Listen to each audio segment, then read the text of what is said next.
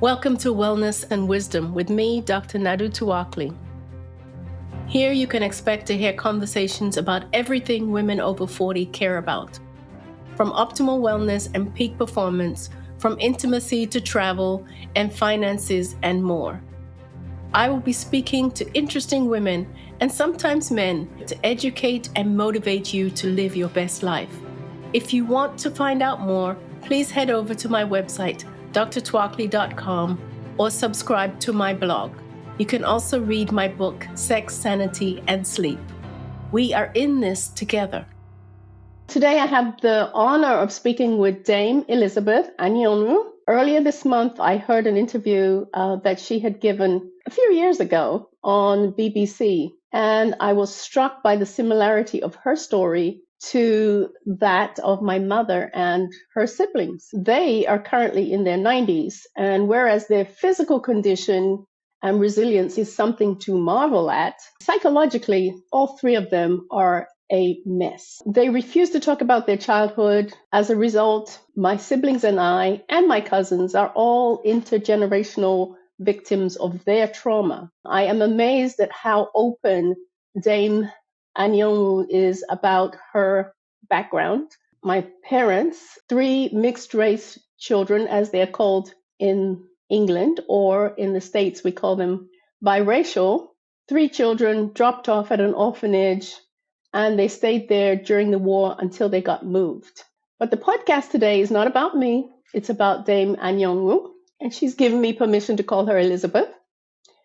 The Black lady in African garb who carried the sovereign's golden orb at the coronation of the King of England a couple months ago. But no, this is not a trite story of rags to riches, but one of going from the ultimate indignity in Britain to the ultimate display of acknowledged dignity that has affected millions of people. Dame Elizabeth, as you will see, is so modest, she probably does not realize what impact her appearance at the coronation had on millions of people of color in the United Kingdom and throughout the former British Empire, and especially on girls.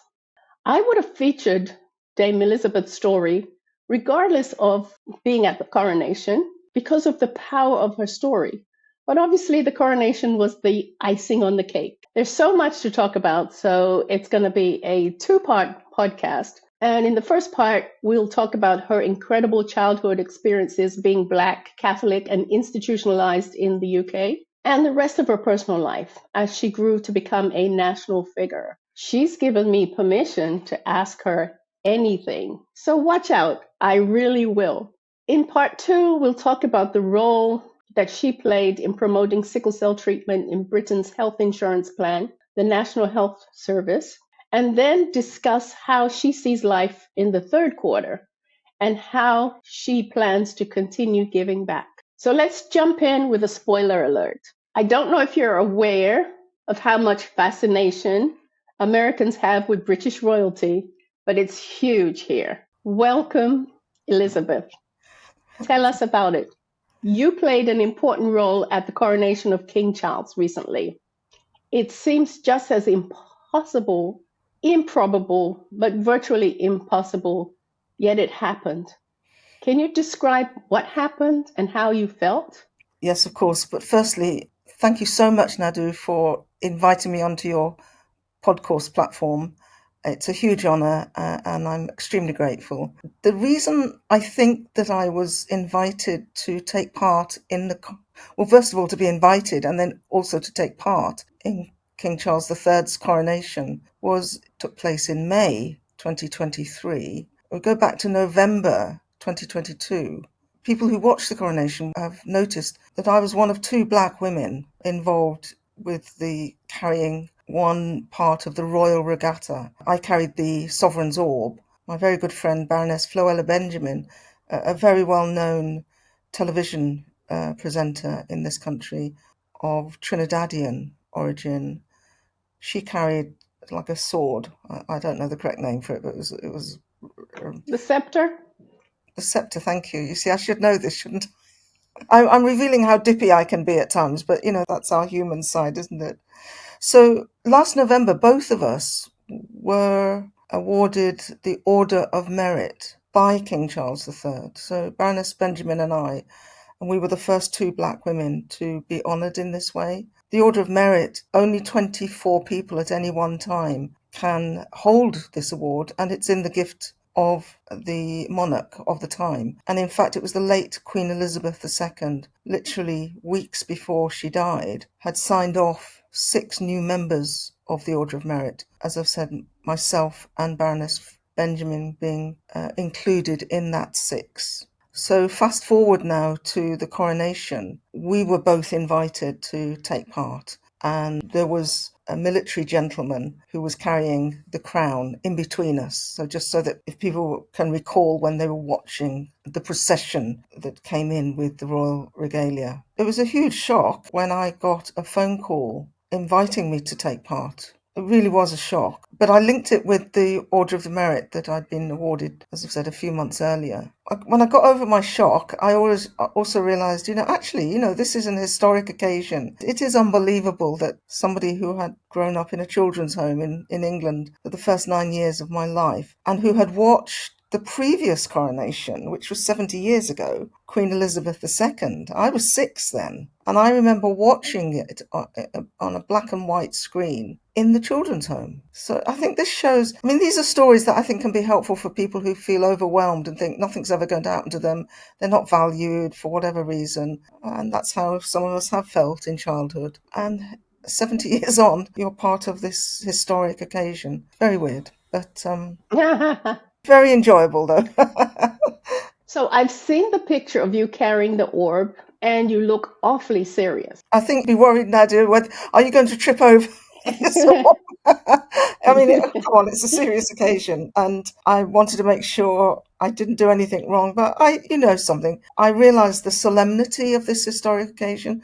We were there in Westminster Abbey, and this gorgeous music, I love music, all of that, and the whole atmosphere of the day was incredible. So it was a serious occasion. I was very serious. Yes. You spot on. I did look serious.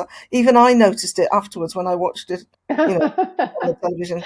But I was concentrating. I was really focusing. So let me explain a little bit to our listeners. So the sovereign's orb was made in 1661 and is handed to the monarch right before he accepts the 2 scepters, and then the crown is placed on his head.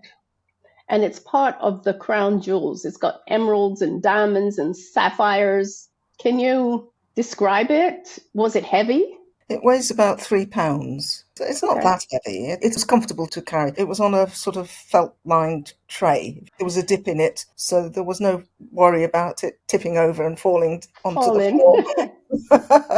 And but it's got lots of jewels on it. Yes. Oh, it's beautiful. When we were rehearsing, we had 3 rehearsals, by the way. I had a dummy orb. Obviously, we weren't given the actual, crown jewels when we were rehearsing. And the difference I noticed, of course, was, it was clear it was the real thing with all the jewels, but it was so shiny as well. I could actually see my image in the orb. This is the real thing. It wasn't uncomfortable to carry. Well, the coronation is estimated to have cost between 100 and 250 million pounds. Oh, really? Okay.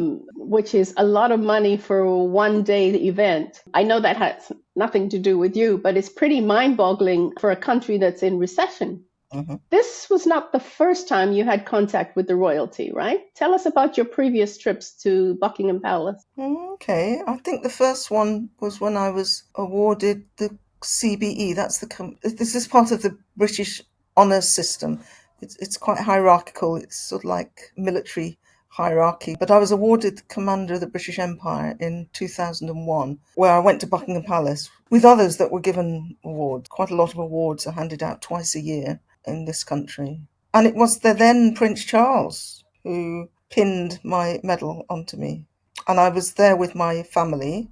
Unlike the coronation, it was just me. There were 2,000 people. It wasn't exactly a family affair. No, there were 2,000 people in Westminster Abbey, but they had been chosen for a variety of reasons. There were a lot of voluntary organisations represented, which was rather good, because I met some people afterwards and they were telling me there was somebody actually I knew who was there. Yeah, well, that is a once-in-a-lifetime event, isn't it? I'm sure. And you Yes. did meet the Queen at one point. Yes. When I was awarded my damehood, I think that was 2001. No, no. Yeah, I think so. I'm not good on dates. You've done your research, my goodness. So I'm sure you've got the exact year there. But I was awarded. No, it was more recent. It was 2020, I think. Oh, I can't remember, but Well, that you have so many honors. I'm not surprised that you can't keep up with them. no, So it's tell all. us exactly what is a dame. Is that like being a sir? Yes, it's the equivalent. A woman is a dame, and a man is a sir. It's, as I've said, it's this hierarchy of awards. It's one of the more senior She says awards. casually. Well, you know something? So do you get to kneel down and have the sword on both shoulders and put on No, the head? no, it's only the men who are knighted that have to do that. Thank goodness. No, I just had the medal pinned onto me by the Queen. That was the actual ceremonial. So I'm sure a lot of Americans wonder if this comes with cash. No, the answer I is I that's very believe it's easy. just the honor. It's the honour, no. It's the honor. And the pin that's stuck on you is has to be returned after your demise or it's kept in the Well, family. that's only the case for the Order of Merit. All the other awards people keep, but apparently around the time of Mrs. Thatcher's, when she was Prime Minister, I was informed, that was about the time that they changed it for the Order of Merit. That is returned following your death. Well, despite your humility, Elizabeth, I want to tell you that the bottom line is if you do a good job, you will eventually get noticed and acknowledged for putting in the work. And I want to say, job well done. Oh, thank you very much. Congratulations for all your honors and your PhD. Thank you. So you're a Dame, Order of Merit, PhD. I tried not to just sort of make a podcast out of just the titles here. So let's talk about you and your book. So this book, Dreams from My Mother, was written by Dame Anionwu. I saw so much of myself in it, apart from the fact that, I lived in Paddington off the Harrow Road and you went to the hospital there for your training and all that kind of stuff. Back in the days when you were embarrassed to say you lived in Paddington, but now it's a ritzy area. But what I really admire about the fact of the book and the way you are so open and accessible is that you are willing to tell your story. Whereas, as I mentioned, my mother and her brother and sister, I call them the Three Musketeers, even though they're in their 90s, they cannot open up. And that secrecy and containment and inability to share passes from one generation to the other. And it's a sad thing because it's not the child's fault. It's never the child's fault. And I believe that even if your father is drunk or in jail, just knowing who they are, who your parents are, and who you are, I think that that's empowering. So I noticed in your book that once you understood who you were, it's almost like you became liberated. But let's start at the beginning. So your parents met at Cambridge and your Irish Catholic mother got pregnant.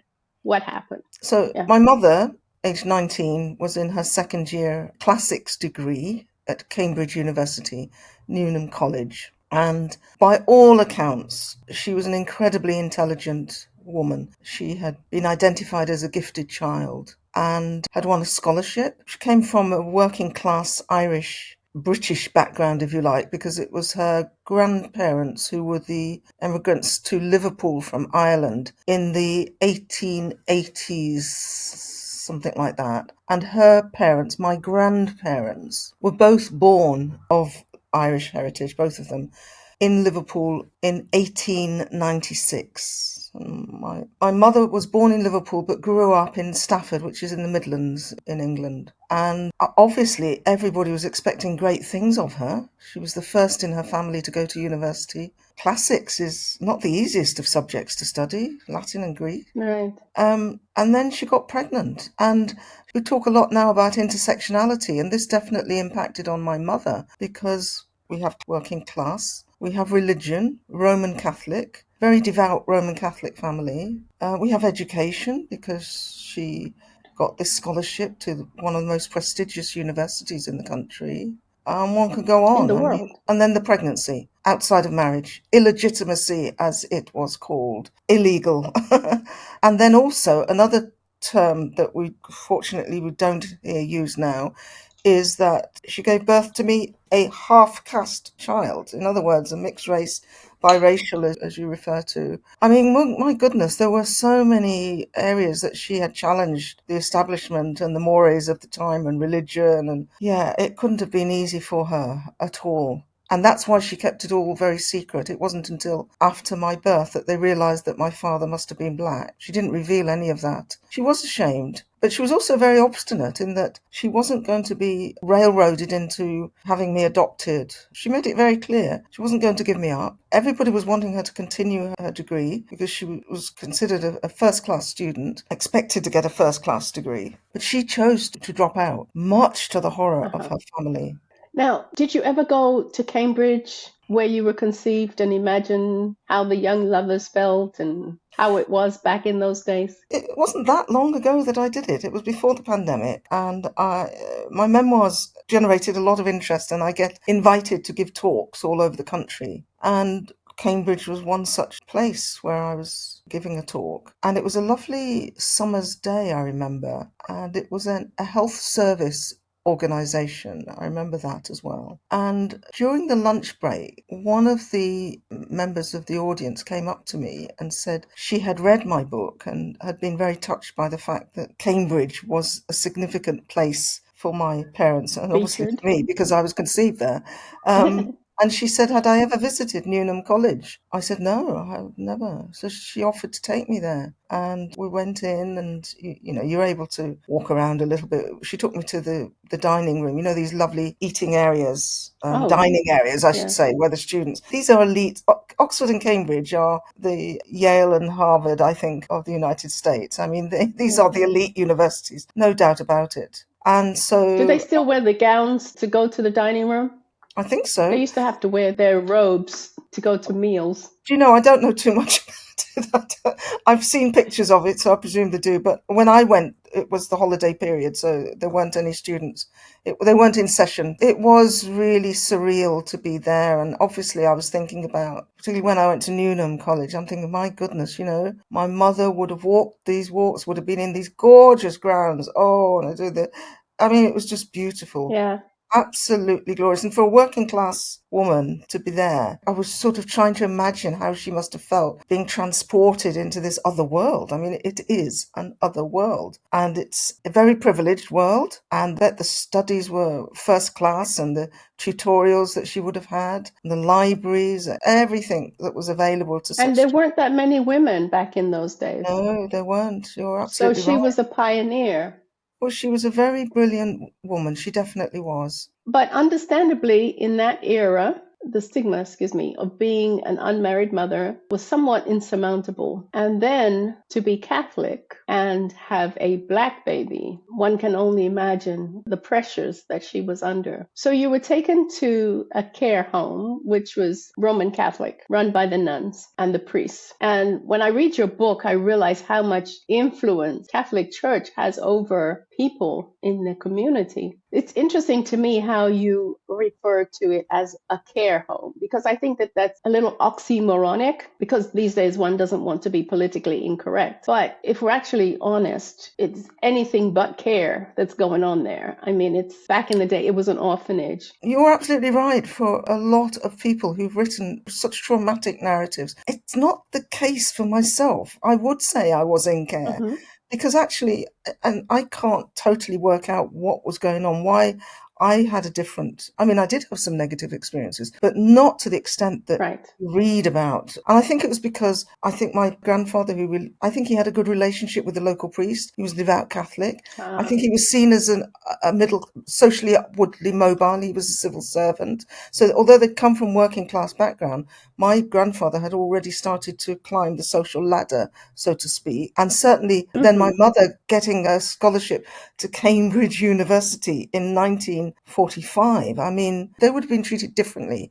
And in fact, when I spoke to the social worker, the Catholic social worker, in terms of my own experiences in the children's home, she said, your family were treated quite differently to many of the, for example, the Irish girls that came over from Ireland, unmarried, pregnant. They were treated with hostility and looked down upon. It was very much the Philomena story that many people will be familiar with. Mm-hmm. Your experience, I can see from the records, detailed records, the correspondence, everything that went along with it. Your family were dealt with by the canon, a more senior member of the Catholic clergy for a start, and they were treated with respect.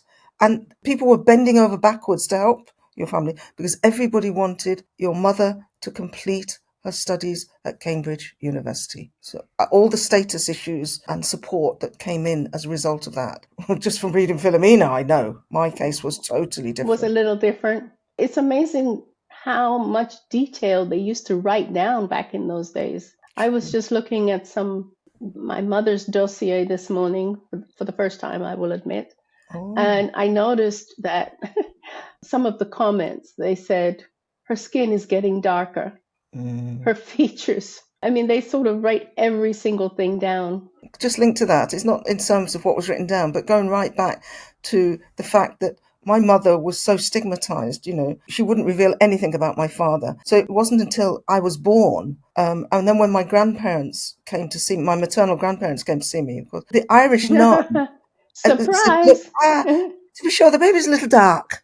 Because I don't think they'd seen many black babies. And certainly I was the only black child in the children's home, which of course you would not find that situation. Right. It would be totally reversed now. So we're talking, people have to remember the context of the time. 1945 in the Midlands, this was unusual, right, to say the least, for a brown-skinned child to be. And what did they make of your hair? They hadn't a clue what to do. Because the nuns had no idea how to manage black hair. They would skim a brush over the top of my hair.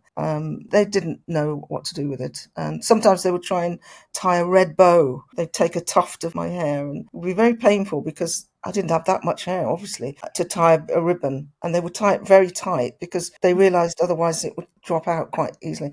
And in fact, as soon as the nun had turned her back, I would take the ribbon out because it was too painful. It was pulling on my scalp, So no, they didn't realise they had to oil my hair, and there was no such thing as afro combs in those days. Can you tell us a few about your experiences while you were in the care home? I know you were a bedwetter. Yes. Like me. I would imagine many of them were. It was a very negative experience for all of us, however many there were. I just know I was one because I was in receipt of the regular punishments that they would give. The main punishment was, I wouldn't say you'd be dragged out of bed, but it would be made very clear with the tut-tuts of the nun when she realised your bed sheet was wet. Tear the bed sheet off, get you to stand on a chair, and then have the urine-soaked sheet draped over your body, and be instructed that you have to raise your arms underneath the sheets, because the punishment was you had to keep your arms up. And of course you couldn't because it would be painful. The minute your arms dropped, the nun on the other side of the sheet would be whacking you with a ruler or something. I realised quite early I was quite a logical child, problem-solving child, if you like, because actually it dawned on me, this isn't working. It's not stopping me from wetting the bed, because I didn't want to wet the bed. And I'm thinking, I wish they could find a way for me to stop wetting the bed, but this doesn't work. It doesn't work at all. Yeah, maybe if they stopped whacking you, maybe you might actually stop wetting the bed. I wouldn't be so stressed out. Exactly, yes. Now, I remember in the book, you said that when you went to your family, your actual extended family, they would pretend that you were a foster child because they were too ashamed to acknowledge that you were actually blood. That's Can correct. you tell us about that? Yes, certainly, because I left the children's home at the age of 9 to live with my mother and stepfather. That didn't work out. It was fine with my mother. I loved my mother to bits, but my stepfather physically abused me because of my skin colour. So my maternal grandparents rescued me, and I went to live with them for my adolescence in the northwest of England, and they were very loving. My grandfather died after a year or so, but I would stay with his sisters, my great aunts. I would stay with them in Liverpool, and they were lovely women. They seemed very, very ancient to me, but they were very sweet. However, also they were very devout Catholics, and so I was very shocked when I heard them lying about me, because this is one of the sins. You're not supposed to lie. I didn't expect such really devoted women to be lying. And that's when I realized how shameful it must be for them to be able to admit I was their niece. I was their grandniece, you know. They said I was adopted or fostered or something. I also had the maturity to realize by then that my skin color was causing a lot of problems. And part of me was sad and shocked. But part of me was thinking, they've still got me for a holiday and they're giving me a very nice holiday. So it helped me understand the complexity of race. So even very kind, religious people have to deny that they have a relative with brown skin. Well, I'm sure they went to confession on Friday. Probably, yes, yes. And I told the priest that they had lied. So did you feel pretty growing up? No. You know, the first time I felt pretty was in my adulthood. And I'm talking about real adulthood, probably in my 50s, when I was looking at the photographs of me when I was young, or a young adult. And I think, actually, Elizabeth, you weren't bad looking at all, you know, because I always thought people were looking at me because I was ugly or brown, you know. So looking at me in a negative way, never, ever in a positive way. And nobody Right. told me that I was beautiful. You know, you tell children that they're sweet looking. That seems quite normal these days, you know. Whether that wasn't common when I was young, but certainly I was never on the receiving end. Oh, what a lovely looking little kid she is, you know. No. I was never told I was ugly. I did have experiences that were down to being brown skinned. But you were made to feel that you weren't as pretty as the people you saw around you. You see, I People don't. in the magazines. Oh, you see, I think because of my institutionalized care, I didn't grow up with magazines around me. I actually led a very introverted life as a child, looking back. You know, when I started as a student nurse at 18, well, first of all, that was the first time I met a non-white person. So I grew up totally with white people. That's what made the difference as far as I was concerned. I probably didn't understand the complexity. I knew I was brown skinned, but I knew there was nobody else that looked like me at all, which was very weird. But also there were examples in the children's home where one nun didn't want me to play a role as Humpty Dumpty that another rather nicer nun wanted me to play.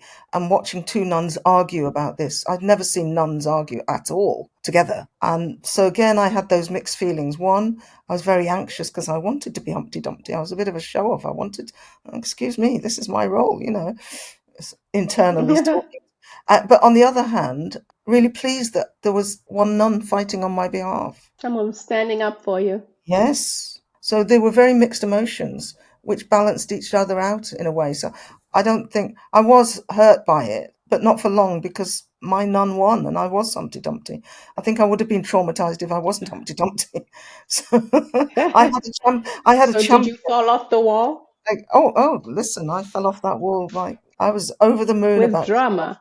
with because I'd seen this argument about whether I should be hearing this other nun that was saying I shouldn't be Humpty Dumpty. What was the reason? This is when I heard half caste. Well, she's half caste, she can't be Humpty Dumpty. That's when this term half caste I realised was a very negative term. You were talking about not being, whether I was told I was beautiful or not beautiful. It wasn't so much that, but it was what was etched in my memory to this day was this term, oh, but she's half caste. And to me, I didn't totally understand it. I knew it was to do with my skin. I didn't understand the half caste, but I saw it as a very negative description of me. So maybe I was internalizing that as being ugly, not the correct skin color that all the other children were. So that had to be negative. Well, you knew it was derogatory. It was derogatory, exactly, yes. And funny enough, I was looking through the papers this morning from my mother in preparation for this podcast, and I came across a letter that was written on her behalf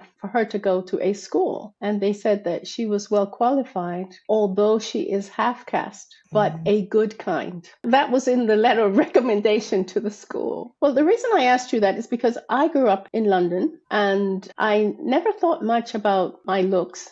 I mean, I had no clue what to do with my hair because my mother never knew what to do with hair. And I had a similar episode like you had the first time my hair was straightened. You mentioned in the book a Jamaican lady took you under her wing and straightened your hair. Well, that's exactly what happened to me. A Jamaican family said, oh, no. We're going to straighten our hair. So they took me and I had no idea what was going on. And I spent what seemed like 3 hours in a cloud of smoke and pulling and tugging. And it was just horrendous. It was the first time I had my hair straightened. But then when they finally finished, I looked and said, is that me? I didn't even know what to do with it. I never went through that twice. But I never really thought much about my looks. I mean, obviously, I knew I was Black. You get the terms, people call you on the street, but it wasn't overly oppressive. It was just sort of a fact of life, you know? I was amazed when I went to Nigeria. Two things. One, they thought I was pretty. And you know, I was a teenager and the guys were like all fighting to dance with me. And it was just very odd. It was like, me? And the other thing was I discovered that I was smart and I could actually pass at school because I never passed a single grade when I was in England. But we're not here to talk about me. We're talking about you. But I'm so impressed with your attitude. I mean, I love the saying, glance back, but keep moving forward. And in your book, you know, you can see where you had to overcome a lot of challenges, but each one was sort of not a stepping stone, but a little bit of a half step to the next. How did you end up becoming a nurse? I decided that I wanted to be a nurse, I think, when I was around 4 or 5 years of age in the children's home, because I really loved this, she was a nursing nun. She wore a white habit instead of the black habit that nuns usually wear. And I saw her regularly because I had very bad eczema. I was also a chesty child, which was later diagnosed as asthma. So I was often in the sick bay. And this particular nun was the one I wanted to change my dressings, because the other nun would just tear the dressing off, and the cream that I would have had, it was like a paste actually, coal tar paste, that had been applied on my red, itchy, painful skin because of the eczema. This coal tar paste was lovely because it was very cooling. But then they put gauze on it, which was fine, and a bandage over that. The problem when it came to changing the dressing was by now the coal tar paste had dried onto the gauze and it had all stuck to the skin. The only person that could take the dressing off without causing me any pain was the person I called the white nun. Oh, they were all white, but she was the one with the white habit on. And she would use distraction therapy. And, you know, remembering this is a very religious environment. We went to church 3 times on a Sunday. We lived with the sound of nuns clattering their rosemary beads and praying, and, you know, priests being treated like gods, all this sort of thing. And God was, well, even if you didn't believe it, God, we were told God was ever present, was watching you, da da da da da da. And but we were taught that nuns were holy women, and I couldn't believe it when this nun, in her effort to distract me from the possible pain of the change of dressing, used to joke with me using words like bottom. Well, you know, I was only a small child and I thought bottom was a swear word, and oh my goodness. Ooh, that's so This nun rude. was saying the word bottom. I burst out laughing because I've always had a sense of humour. I burst out laughing, and of course, while I was laughing, the bandage would be off, dressing would be off. I wouldn't feel a thing. And that compared with any other nun that have to step in when she wasn't there, who didn't understand how to take dressings off like this, and they would Distraction. take it off so slowly, and it would cause me such pain. So I thought this white nun was the best person in the world, and I wanted to be like her, but actually I had an overdose of religion. Even I knew that in my 9 years there. So I didn't want to be a nun. But I discovered by this time she was also something called a nurse. And that's when I decided I wanted to be a nurse. And nobody could sway me from that, because when I was at secondary school and I was seen as a very bright student and university material, as they used to call it, I'd be very polite and give the impression I knew I wanted to be a nurse. And in those days, in England anyway, nursing wasn't studied in university. It was studied in schools of nursing. So I knew inside me that well, it was very nice. They were telling me I was clever, but I wanted to be a nurse, and that was the end of it. I had my mother's obstinate streak in me. I'm pretty sure I still have. You know, once you've made up your mind about what you want to do, it would take a lot of reasoning for you to be convinced that some other direction was the best. So you wanted to become a nurse, Mm. and you went down to London. That's right. I went to Paddington General Hospital, which is no longer there now. And I had, honestly, the most wonderful 3 years. I discovered I really did enjoy nursing. I love studying medical nursing. So, you know, that I loved it to bits. Found it very interesting. Got good marks. And in fact, there was one. And you got to wear the classic uniform. Yes, got to wear the uniform. And I made friends. With The little white cardboard. But I made very good friends there, some of whom I'm still friendly with, you know. So I enjoyed my 3 years. I think that's so important when you're studying, you're away from home, because I was in London, the big city, and very shy, very introverted. And it was the 60s, so I didn't really experience much. If you remember the 60s, you weren't there. The 60s was a little bit too rumbustious for me in terms of I was too shy. I didn't like going to parties. I go to the odd ones, but painfully shy. I mean, thinking everybody was talking about me and looking at me, and that's low self-esteem, which comes back to, Right, do you exactly. think you were ugly or something?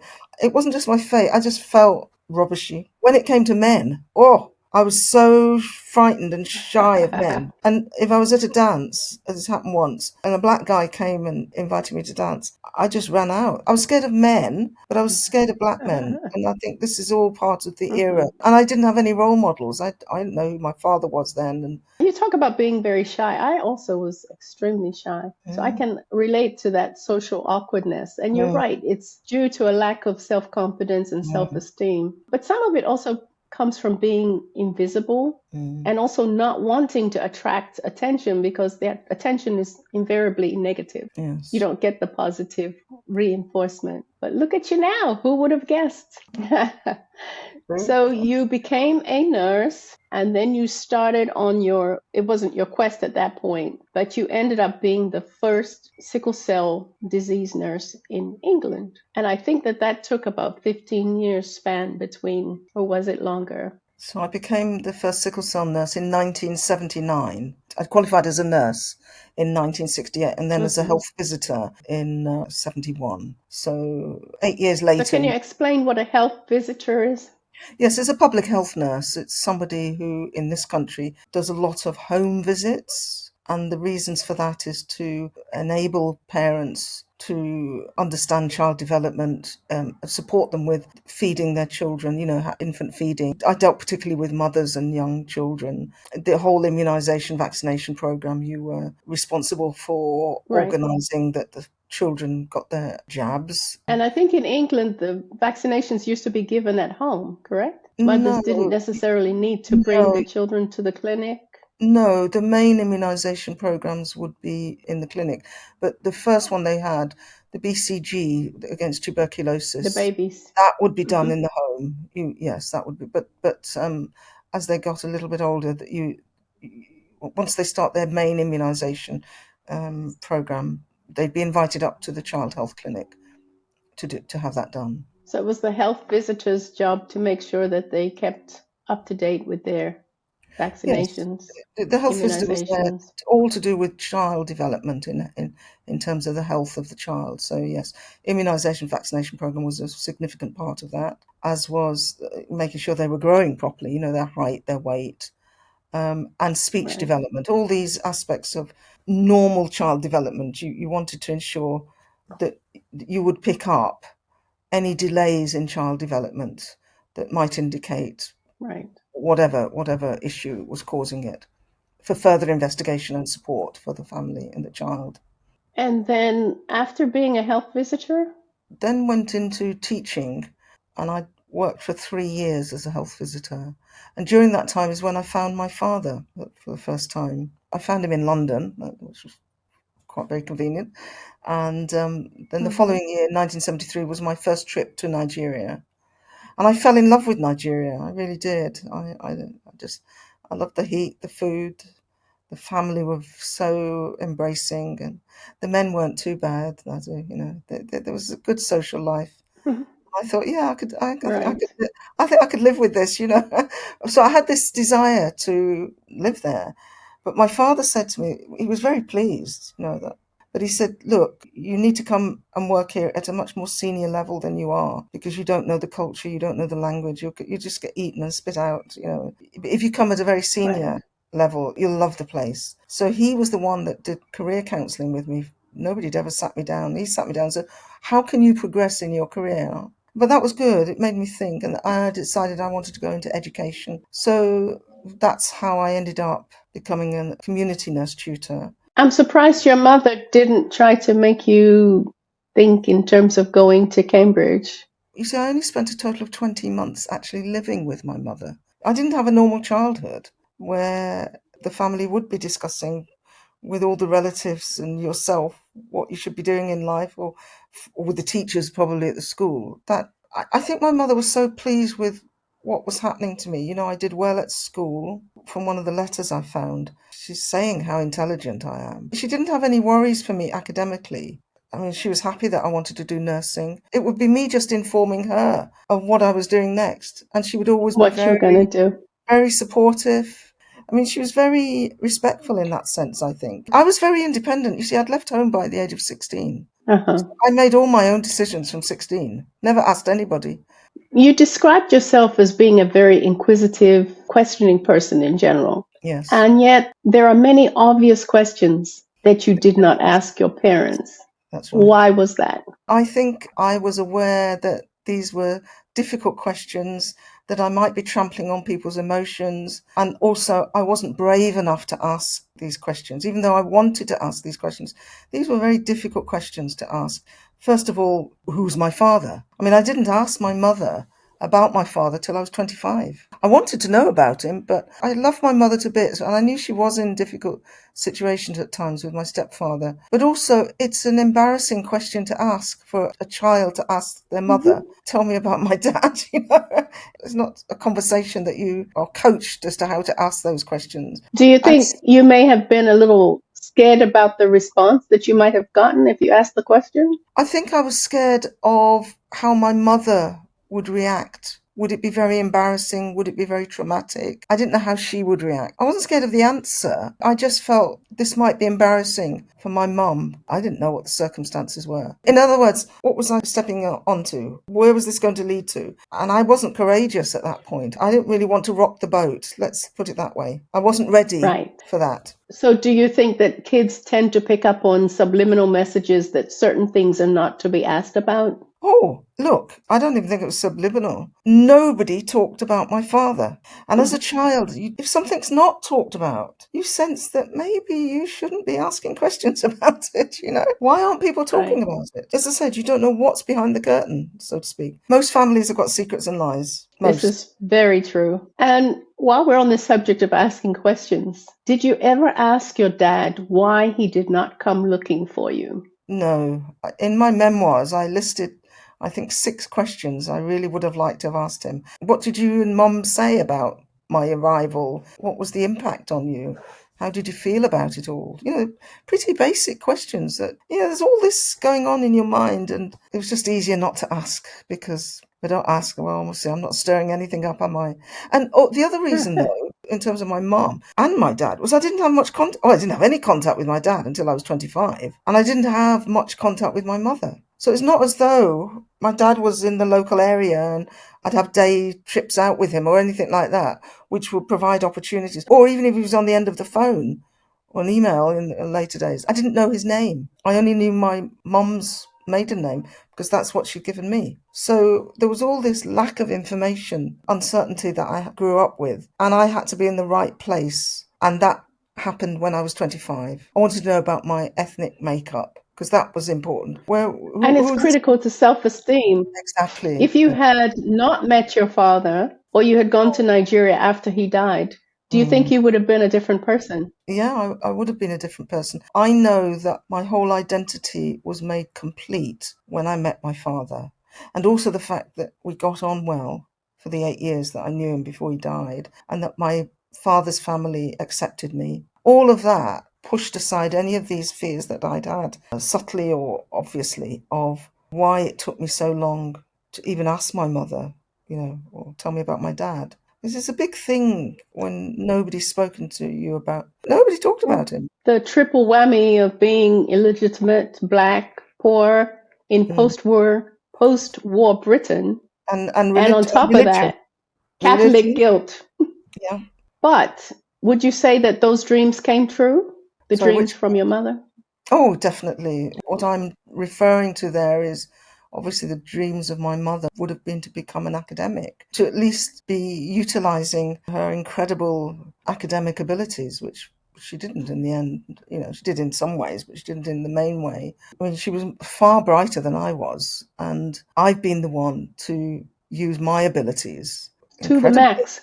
Yes, to the max. Yeah, And, I more know than you could have she imagined. was very proud of it. She was definitely very proud that I was able to do that. So let's get a little more personal now. You had a daughter yourself, and so you became a single parent. Do you think the lack of a mother figure impacted your ability to mother your daughter? I wasn't as young as my mom. I was in my 30s when I was pregnant. But you're right in terms of there was no role model in terms of parenting. You're absolutely right. My mom was as supportive as she could be, but she was living in the Midlands and I was living in London, and she didn't travel out very much for various reasons. So it was friends that supported me a lot in terms of the needs that you have when you're a single parent, bringing up a child.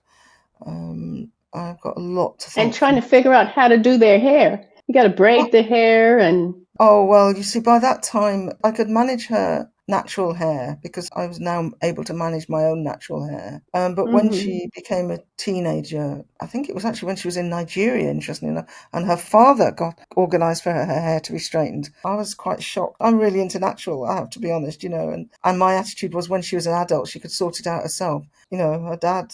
And so she came back looking a bit sheepish, I must admit, because I looked at her and I said, oh my God, she's had it straightened. And she was only about 40, I can't remember now. But so, And you yeah, had your ears pierced in Nigeria. in Nigeria, yes, yes, that was I know. quite, I noticed in the book you had your ears pierced. I went through something like that. yes, An old yes. lady just comes, sits you down, puts a piece of ice, and puts that needle right there. Well, at least you had the So ice. let Well, me. they rubbed my ear. They just kept rubbing it to sort of anesthetize it, and the boing, the needle went in, and then the thread, and then all these women would come and pull my. I remember the word for thread, elili, because they would elili, Mm, boink, and they do it from behind. But actually, it worked. It kept it open. Oh God! keeps the hole open, Yeah. and they And and they turn it every day. yeah, but I'm glad I had it done. Yes. Oh yeah. So have you ever been married? No, no, no. And is there a man in the picture now? No, no, no. I think looking back, as Okay. I've been able to do from writing the memoirs, although I have achieved a lot and I'm very, very grateful, because when you see some of the traumas that people have had and how it's impacted on their whole lives. But the only area one of the areas I think I haven't been very good at, to put it as crudely as that, is relationships with men. And there's no doubt it was because of lack of role models. And also, as a teenager, I wasn't able to socialize with youngsters of my own age, male and female, because my grandmother was so scared of me getting pregnant, I think, like my mom. She would never let me out to go to youth clubs as we had in those days. I had to go to bed by 7:30 every evening up until I was 16. I had a very, it's not very That's why close. you look so young. Yeah, maybe, I've got to thank my grandma. Got Had lots loads of of sleep. sleep. I got lots of sleep. Got lots of sleep. So, but that's an area, I have now male friends, but I don't have any emotional male relationship. So what would you most like to convey to my audience about yourself? I think, first of all, I'm very grateful that I had so many people looking out for me. Well, my mother, first of all, and my maternal grandparents and relatives and friends And mentors. and mentors. Yes, yes, definitely. Who have looked Yes. out for me and given me support when I've needed it, and who have seen something in me and told me they've seen something in me, that have given me confidence to feel that I can do this or do that. And people who've opened doors for me, very important. All of that happened. The benefit of mentorship Hmm. has come up very often in the podcast. And I don't want to speak for you, but I would say that that is one of the ways in which we can give back in the Definitely, third quarter is definitely. to mentor others. Definitely. And you can do that in all sorts of ways. I mean, one of my main contributions I felt is through my memoirs. I've got the feedback that I was hoping for. In other words, people have found it very useful to read my memoirs and have picked up clues, cues, whatever you like to call it, strategies, and or just been inspired, motivated, and feeling, right, you came through all these issues, some of which I've got or have had. That's given me the inspiration to carry on and achieve the goals that I want to. And they've got ideas of what seems to have helped me along the way. Obviously, friends, mentors, but other things like, music and books, for me, being interested in politics with a small p. In other words, having an understanding of the society that you're in, that could help answer those questions that we have. Yes. Oh, thank you. So, and And also these are the aforementioned memoirs. being driven to accomplish what I'm able to in comparison to what my mother hadn't been able to. So my dreams from my mother that's very important. I've always got my mother's in the background, thinking about her, what she gave up to help me, but also sad that she couldn't achieve what she should have achieved with her academic abilities. And I think that drives you sometimes, the fact that I had a baby outside of marriage. Well, This was not going to stop me in the way that it obviously stopped my mother. You know what I mean? it's unfortunate that she didn't get to see you carry the golden orb Yeah. down the aisle. Yes. I thought both That my is just parents would. mind-blowing Yeah. I think both my parents would have been over from the where moon, you wouldn't came they? from. Yeah. Yeah. Definitely. Well, any parent would, but I mean, just the idea of where you came from as a child, this is not something that you could ever conceive of or even dream to. It's like a movie. So thank you so much for joining us today. It's been wonderful talking to you. And speaking of your memoirs, I agree with you that it really does affect other generations, because I can read it and I didn't go to orphanage, but I can feel everything that you're talking about, because I have the Three Musketeers, and believe me, we've grown up with it. And that intergenerational trauma continues through the next generation.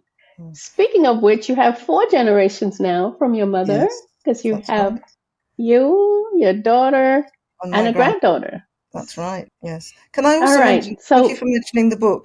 Just to flag up, it's also an audio book for those people who would prefer to listen to me reading the book, actually, through. And I'm glad you mentioned that, because it was much easier for me to obtain the audiobook than it was for me to actually get the physical book. At least here in the US. I'm sure in England there's no difficulty. So, Dame Elizabeth Anionwu, so nice seeing you. We're going to talk again, because I want you to talk about the sickle cell disease in England and how that has progressed, and how all the things that has happened because of you becoming a sickle cell nurse, including helping so many people. Until next time. Thank you very much, Nadia. I've enjoyed it immensely. Thank you. And thanks for talking with us. Thank you for joining this edition of Wellness and Wisdom with me, Dr. Nadu Tuwakli, and Dame Elizabeth Anionwu, PhD, Order of Merit, Dame of the British Empire, CBE, named BBC Woman of the Year in 2020, Patron of the Sickle Cell Society of England, Pride of Britain Lifetime Achievement Award winner, presented by Janet Jackson, and on and on and on. She is an amazing woman. Dame Anionwu is a retired nurse who epitomizes wellness and wisdom. She has documented her life history in a recent book called Dreams from My Mother.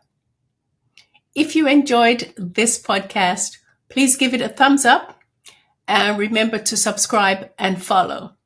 And I'll catch you on the next one. Bye-bye.